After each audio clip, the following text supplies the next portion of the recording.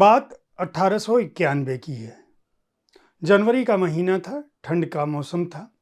एक प्रख्यात पंडित के दरवाजे पर एक गरीब व्यक्ति पहुंचा। वह उस ज्योतिष से मिलना चाहता था। ज्योतिष के सहायक ने बताया कि यह कुंडली हमें मिली है और इससे संबंधित व्यक्ति आपसे मिलना चाहता है। ज्योतिष ने कुंडली देखी और कहा कि जल्दी से उस व्यक्ति को हमारे पास ले आओ। सहायक चौंका। सहायक ने ज्योतिष को कहा कि वह निचली जाति का व्यक्ति है। उसके कपड़ों से भी यह नहीं पता चल रहा है कि वह धनवान है।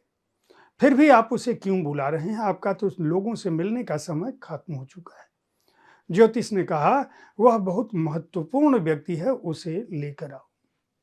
वह व्यक्ति ज्योतिष से मिला और अपनी पत्नी की, जो गर्भावस्था में थी, पीड़ा का बयान किया कि वह 14वें बच्चे की मां बनने वाली है और बहुत कष्टपूर्ण स्थिति में है। उसका क्या होगा?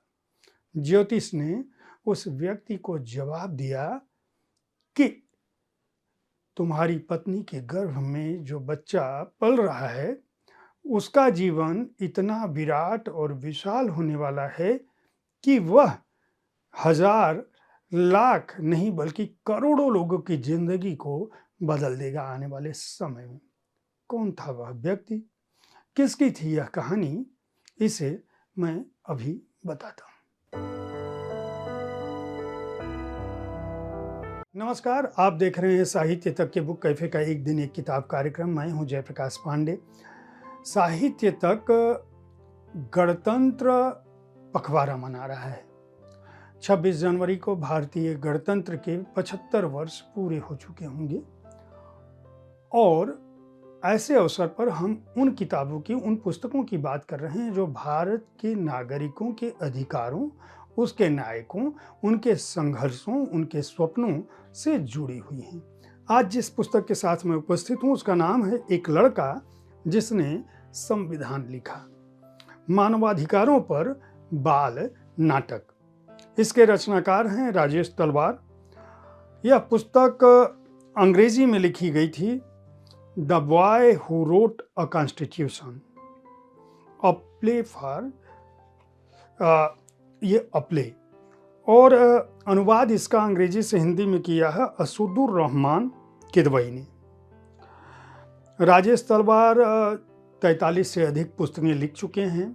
विविध विषयों पर शिक्षा से संबंधित उनकी पुस्तकें रही हैं, बाल कथाएं रही हैं, सेल्फ हेल्प, नाटक, नावल और नॉन फिक्शन पुस्तकें भी उनकी आ चुकी हैं। द बॉय हु सीरीज से उन्होंने आजकल के किशोर बच्चों को, भारत के उन नायकों को बताने की कोशिश कर रहे हैं जिनको जानना भारत के हर युवा के लिए आवश्यक है।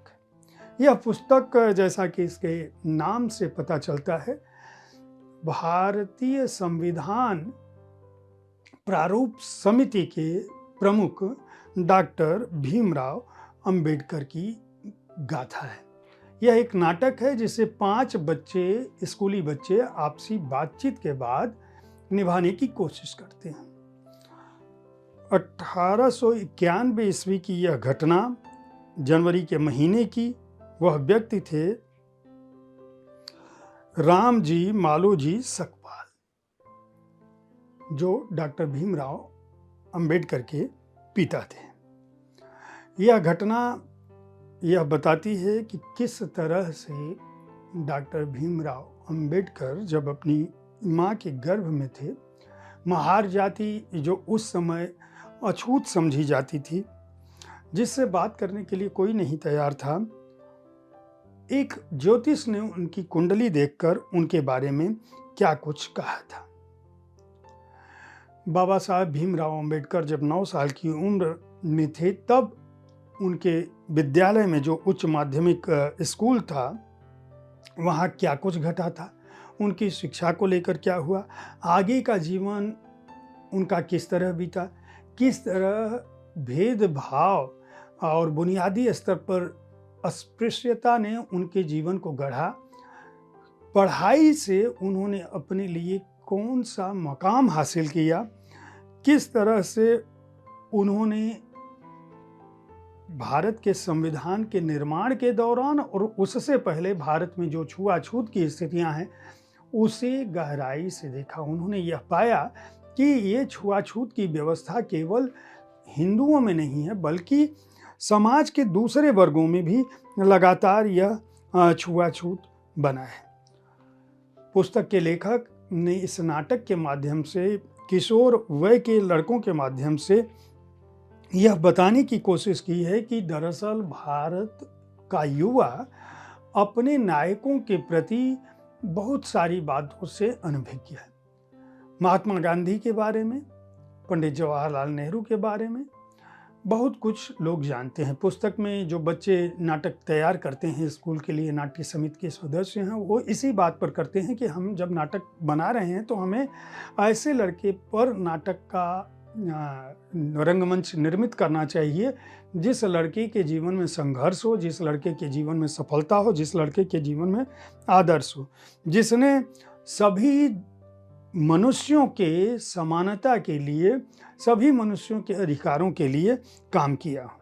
यह पुस्तक बहुत ही सहज भाषा में डॉक्टर अंबेडकर के जीवन संघर्षों की बात करती है, उनके जीवन में उतारे गए नैतिक मूल्यों की बात करती है, उनके बचपन की बात करती है, बड़े होकर किस तरह से वह अमेरिका जाते हैं और बरतानवी विश्वविद्यालयों में पढ़कर भारत लौटते हैं और भारत इतनी शिक्षा हासिल करने के बाद जब वे लौटते हैं तो किस तरह से यहाँ फिर जातिगत भेदभाव का शिकार होते हैं उसकी बात करती है।